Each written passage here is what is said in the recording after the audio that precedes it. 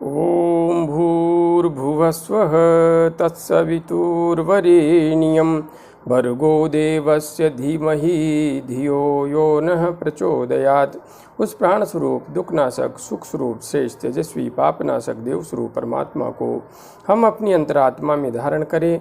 वह परमात्मा हमारी बुद्धि को सतमार्ग की ओर प्रेरित करे। भाइयों बहनों, जय श्री राम, जय गुरुदेव, जय माँ आदिशक्ति।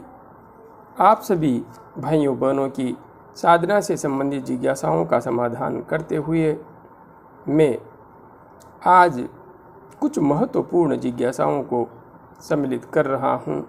हाँ, कुछ दिनों के बाद में आप सबकी जिज्ञासाओं को सम्मिलित कर रहा हूँ और एक नई ऊर्जा से सराबोर हो करके आप सबके समक्ष उपस्थित हूँ।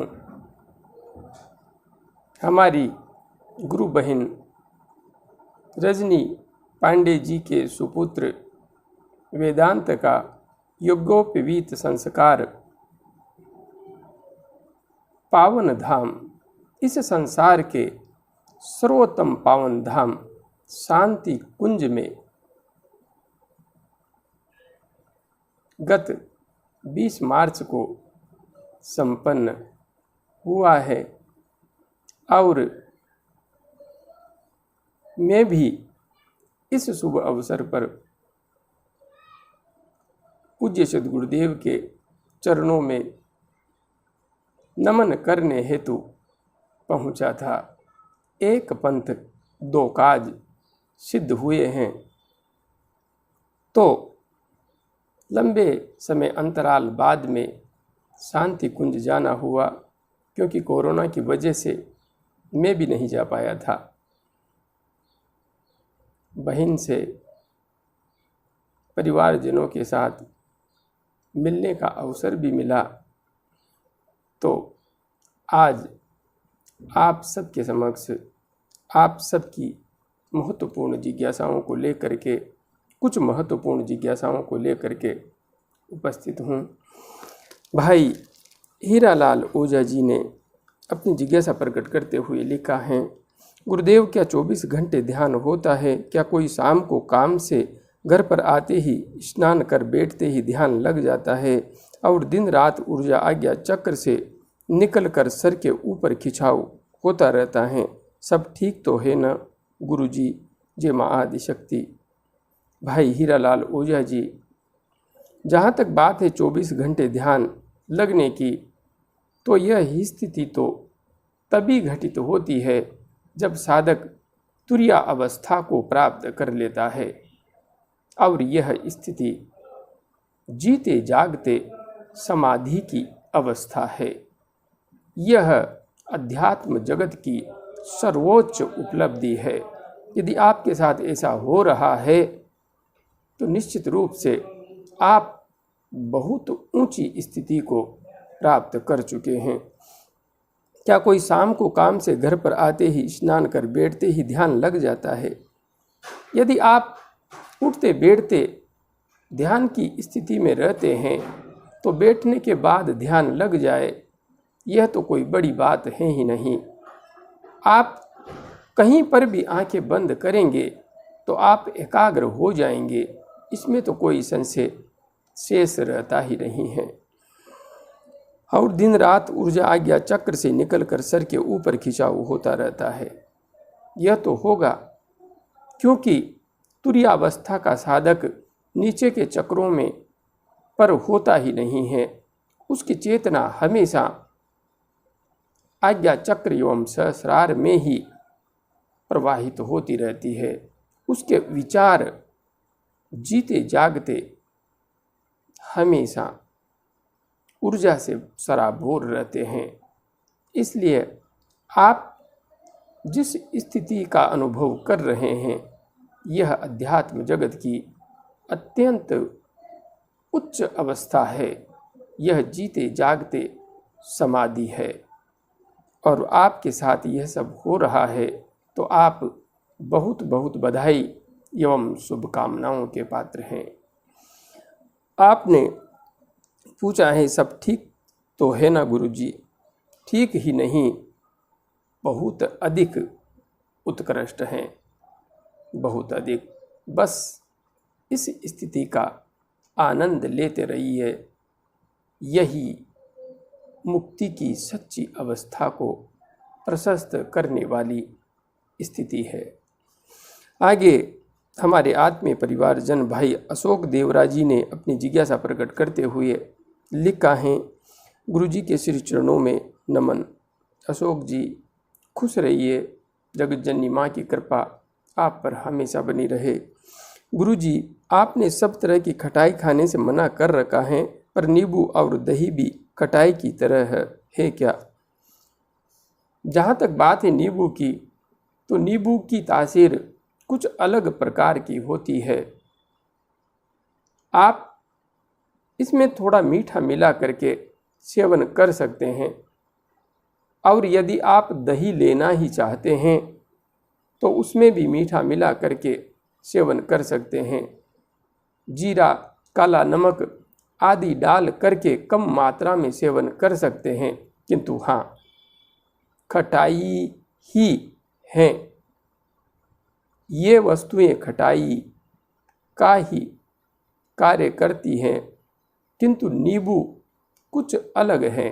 नींबू की शिकंजी बना करके आप पी सकते हैं, किंतु दही की जहाँ तक बात है, यह आपकी नाड़ियों में अवरोध उत्पन्न करता है, इसमें कोई भी संशय नहीं है। आप खाना चाहते हैं, कम मात्रा में खा सकते हैं, किंतु अपनी अंतर्दृष्टि भी खुली रखें कि मैंने आज दही खाया तो मुझे अपने आप में क्या परिवर्तन दिखाई दे रहा है। कहीं पेट में ठंडक के स्थान पर गुड़गुड़ तो नहीं होने लगा है, पेट कटने तो नहीं लगा है।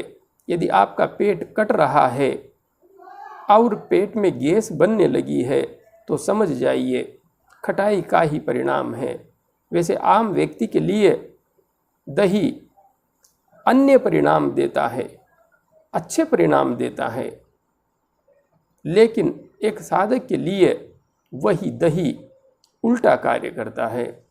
इसलिए थोड़ा मीठा मिला करके आप लेना चाहते हैं तो ले सकते हैं, क्योंकि इससे उसकी तासीर बदल जाती है। और गुरुजी, रात्रि को सोते हुए आज्ञा चक्र और सिर के ऊपर बहुत ज़्यादा खिंचाव रहता है। यदि रहता है तो रहने दीजिए, दृष्टा भाव से देखते हुए आगे बढ़ते रहिए।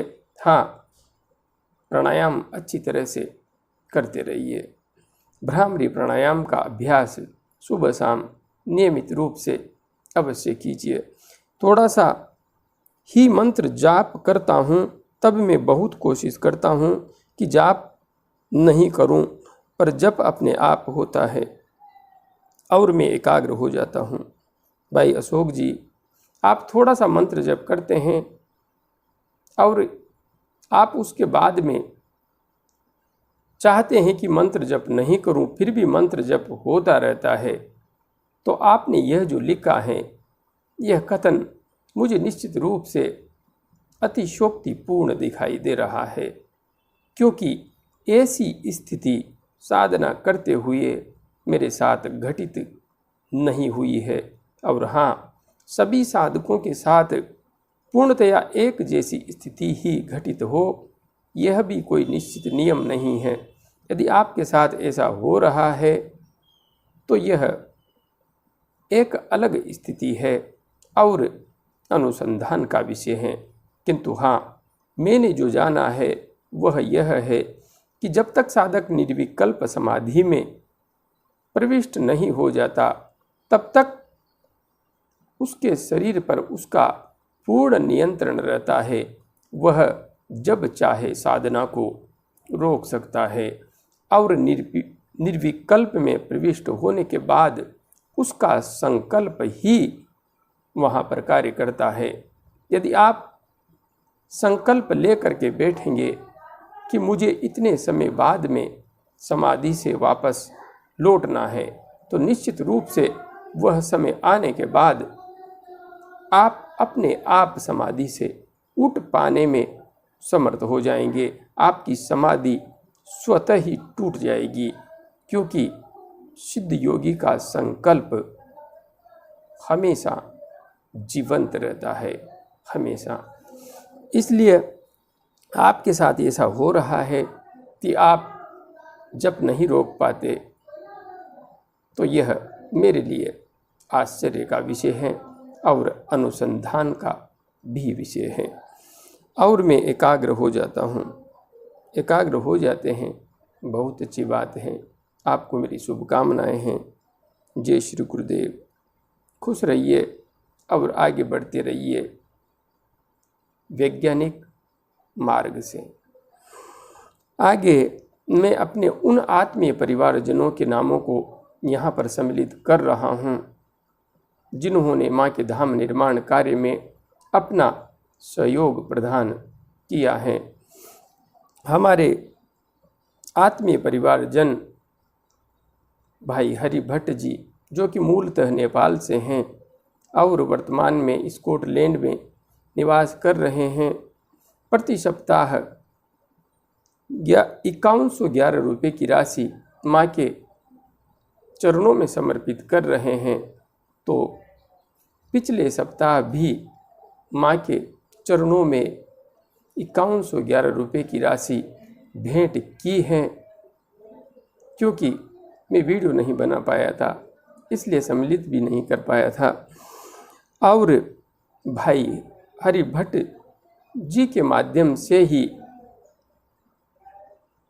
उनकी बहन सरिता भट्ट एवं मंजू भट्ट जी, जो कि हमारी भी बहन हैं, नेपाल से दोनों बहनों ने 2200 रुपये की राशि माँ के चरणों में समर्पित की है।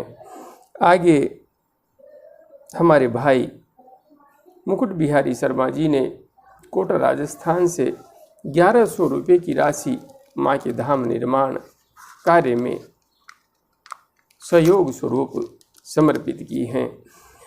हमारी गुरु बहन कंचन गुप्ता जी, जो कि दिल्ली से हैं, 2500 रुपये की राशि माँ के धाम निर्माण कार्य में समर्पित की हैं।